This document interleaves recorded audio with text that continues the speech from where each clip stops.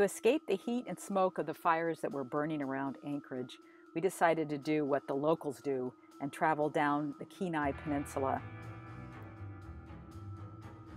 The road travels along the Turnagain Arm, which is famous for its boar tide.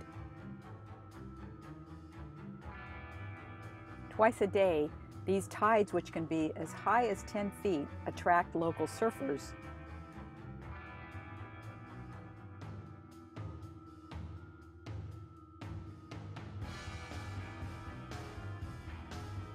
If you'd like to learn more about the boar tide, I'll put a link to the website that this one surfer has.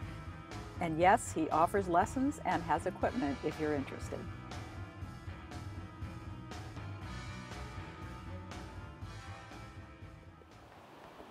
We are halfway through our Alaska journey.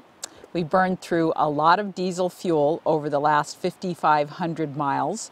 We've stayed at a variety of campgrounds, and the in key on my laptop doesn't work anymore. I figure this is a good time to share with you the costs of the fuel and campgrounds to date and some of the excursions we've done, as well as share the best of the Kenai Peninsula that we've seen over the last week. First, a few words about fuel, and specifically diesel. One of the things we noticed both in Canada and Alaska is that diesel is cheaper than unleaded fuel. Now, in the lower 48, you occasionally run into that, but here it's almost exclusively the case. The lowest we've paid is $2.69 at the Costco in Anchorage. The one in Fairbanks doesn't sell diesel. And the highest price we paid was actually in Dawson City, and it was close to $6 per gallon. To date, we've spent $1,015 for that 5,500 miles on diesel, and just about everybody sells diesel up here. It's very easy to find diesel. It's been no problem whatsoever. Where you find the U.S. Forest Service or state park campgrounds, we find that they are generally very nice. They typically don't have showers, although some in Canada do. I'll say some in British Columbia do. The Yukon campgrounds are a little bit more primitive, but they are quite nice, and what a bargain at $12. And we've also taken advantage of some boondocking spots, like this one that we spotted on our way to Exit Glacier. At 7 p.m., we were the third vehicle to park in this spot, but by the morning, it was full, including 2 motorcycle riders. We knew that the private RV parks in both Alaska and Canada would be nothing to write home about, and that's pretty much been the case that we've experienced. They are never our first choice, but when you need a shower, when you need to do laundry, when you need to dump your tanks and those kinds of things, then we will definitely opt for one of the RV parks, and they are generally twice what we pay at a state or U.S. Forest Service campground. One thing we have learned, though, is that at a private RV park, you want to ask if they have any dry spots. And if they don't have a completely dry spot, maybe they will have a tent spot that they will let you park your RV. And sometimes the tent spots have maybe just a 110 hookup, no water or anything like that. But that then still gives you access to the showers and all the other facilities.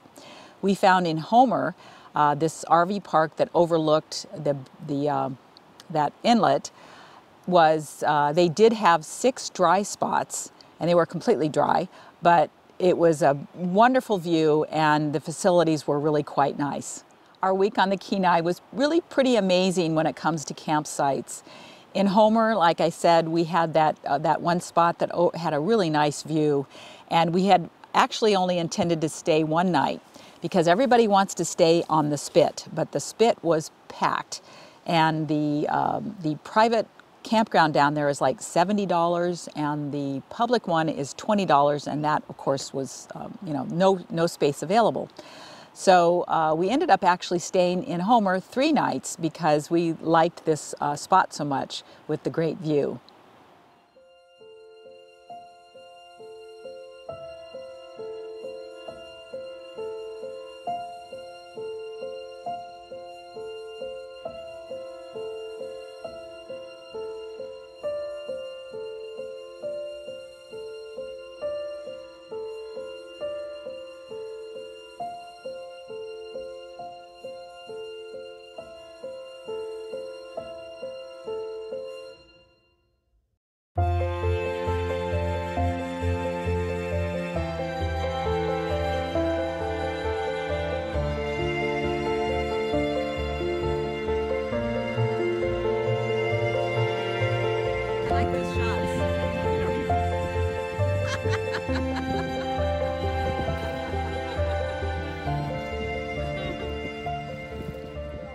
So here we are on the beach.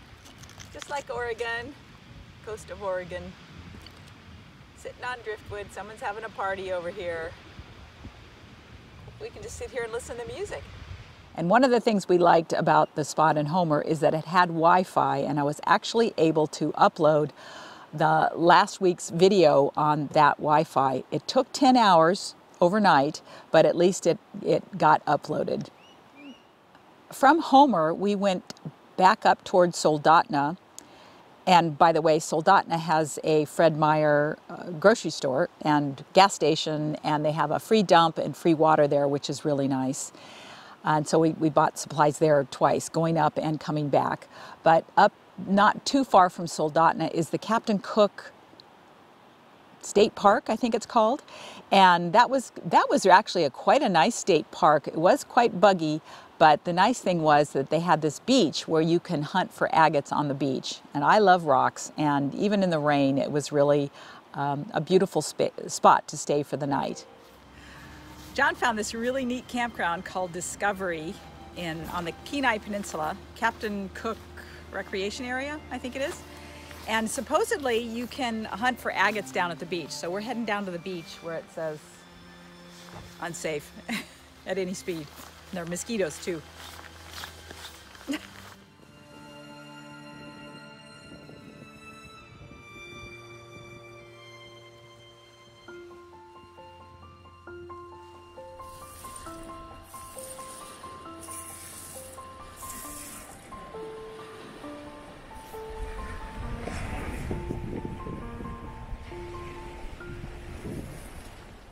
From Captain Cook, we went back up and down towards Seward, and we didn't really know how much time we would spend there. We thought we would wait and see how we liked it.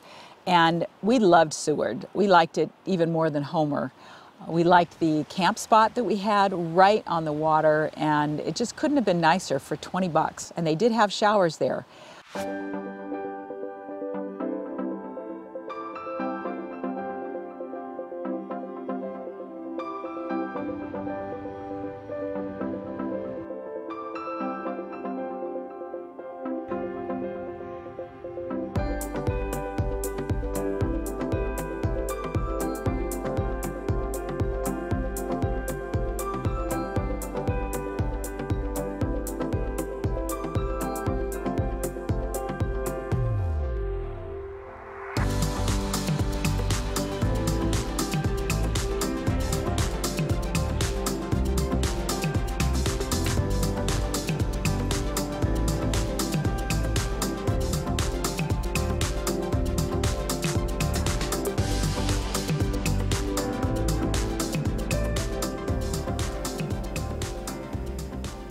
Our week on the Kenai actually started in Portage.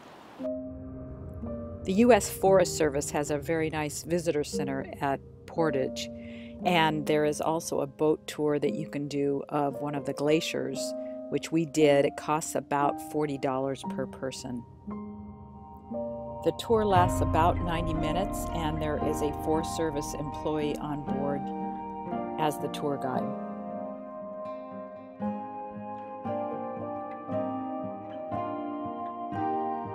Practically next door is a short hike up to the Byron Glacier, which we did before heading off to the Willowa Campground, which is a U.S. Forest Service facility.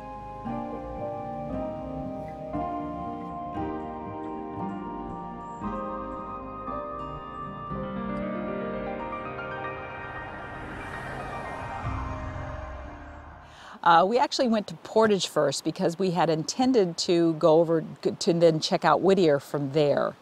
Initially, we were not able to get a spot on the ferry from Whittier to Valdez, but John was persistent and he kept trying, and finally a spot opened up and we grabbed it. So after Seward, we then proceeded to get over to Whittier. The only way to drive to Whittier is through a 2.5-mile tunnel.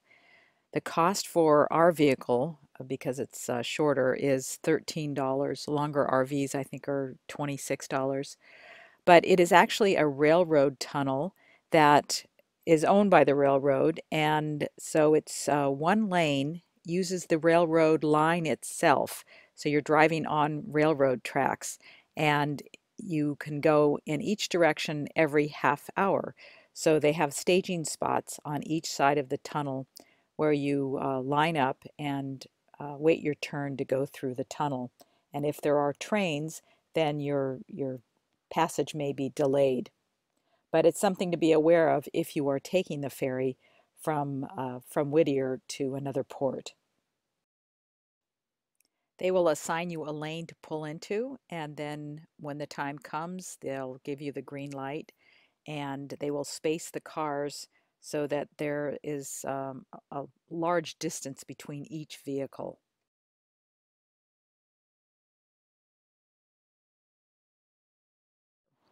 And we spent the night in kind of a funny little city campground that they have in Whittier. Shit.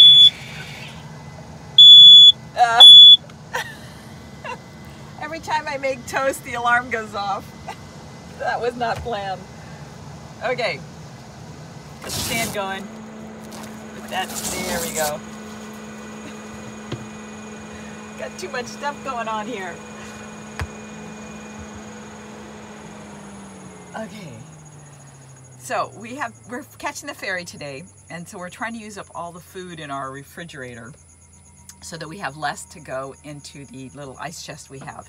So that brings up some points that I should mention. I'm glad we have the ice chest now, because there'd be no other way to keep our food cold on this 8-hour trip. I guess I could run it on the battery of the car, but it probably wouldn't make it after 8 hours. So we've got ice, and we're gonna do that, and then we're also thinking about other things on the boat that you might want to do on this I think it's a 7-hour ferry. They have showers, they say, so we're gonna take our shower stuff, and we're also gonna take our starter battery that we use to jump the car if we need it. It has 2 USB ports on it, so we'll take that. And we have our backpacks, our day packs, so we'll fill those up with the stuff, and hopefully we'll be good to go. And also going to try to get some snacks. But here in Whittier is a kind of a strange little town. They really don't have any stores. There's a sign down by the piers that says tunnel to downtown, and we went down there yesterday and took the tunnel to downtown, but there was no downtown. And we even stopped some guy that was, he looked like a cop, didn't he, John? He was carrying a gun. And I asked him. It is Alaska. It is Alaska. And I asked him where the downtown was, and he said, "This is it. There is no downtown." So if you ever come to Whittier, don't be shocked when you don't find the downtown. And then as far as this campground goes, that's another point I want to bring up. Oops, I gotta turn everything off here before it all burns. The campground is 1.6 miles away from where you have to pay the fee to camp here. So when we pulled in, looked like we'd gotten the last spot. We didn't want to take the chance of driving down and paying and then not having a camping spot. This is a city spot, and it's the only one in town. And so we had to walk 1.6 miles to get to the kiosk, even though the milepost says you can pay here at a kiosk, but there is no kiosk. And the lady at the harbor master said they're working on it. So that could be, you know, a decade, 5 years, whatever, before they get that done. So that's just something to be aware of. And then yesterday all afternoon we heard gunshots that echoed through the canyon. And and on top of that, somebody two slots down has a tiny house that they built, and they turned the generator on at 5:15. Anyway, it's been one of those strange experiences here in Whittier. Okay, breakfast is ready. One more thing about paying the fee here, which is $20, by the way, and there's no water here, and we've run out of water, but there is a sign that says you can download the McKay Pay app, and pay online. But of course you have to have cell service, and AT&T doesn't work here. Oh, this is gonna smoke again. Verizon. Verizon doesn't work here. So make sure you download the app before you come to Alaska. So we spent the night there and then got up early the next day. Not terribly early, but early enough that we were able to take this wonderful hike up to Portage Pass, which I highly recommend you do. If you have the time, go all the way back down, and that takes you down to Portage Lake, which is on the other side of the visitor center there. And it was just a beautiful view from Portage Pass.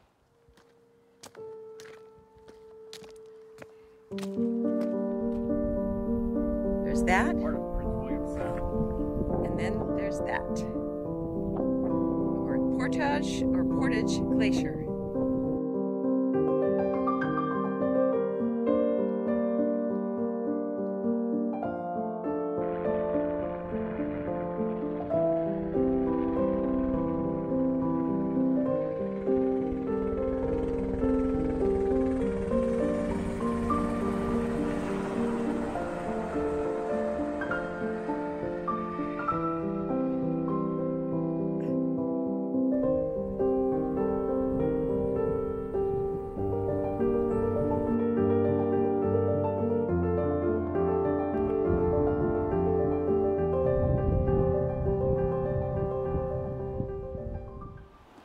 Now the ferry from Whittier to Valdez, it leaves around noontime and it gets in around 7 or so. So we did make a reservation in Valdez because we knew we'd be getting in pretty late. And that's really smart to do because they had sold out.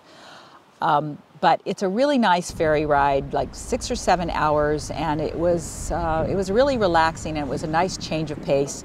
But it's just a really nice ride. They have food available to purchase, and so we had a couple of meals on the ferry, and it was just a great way to travel. So if you want to avoid having to drive all the way around to see Valdez, then I highly recommend the ferry. Someone asked how the two of us have been getting along in such a small space over these number of weeks.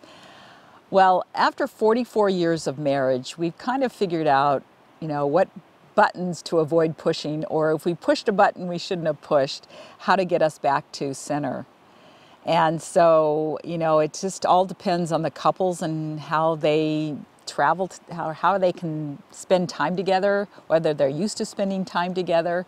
One way to know for sure, I think, whether it's going to work out for you is if you've ever built or remodeled a home together. We have done both, and fortunately, John pretty much turns over decision-making to me, and that works for us.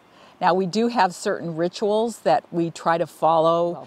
A lot of people say they hate making a bed and tearing it down every morning.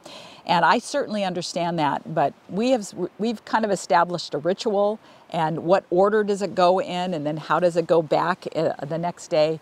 And once we kind of establish those things and figure out who does what, it works really well for us. And so far, everything has been really good, and we've been able to get along in this very, very small vehicle. For all you people who think our van is too small for 2 people, these people just moved in next to us.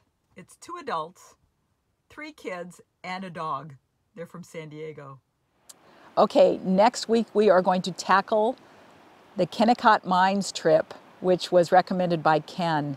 And I'm really looking forward to it, a little bit unsure because I've read all about the roads and the bridge and all that sort of thing. But we're excited about it, and I'm going to do a video just on our Kennecott Mines trip. Thanks for watching. We'll see you next week.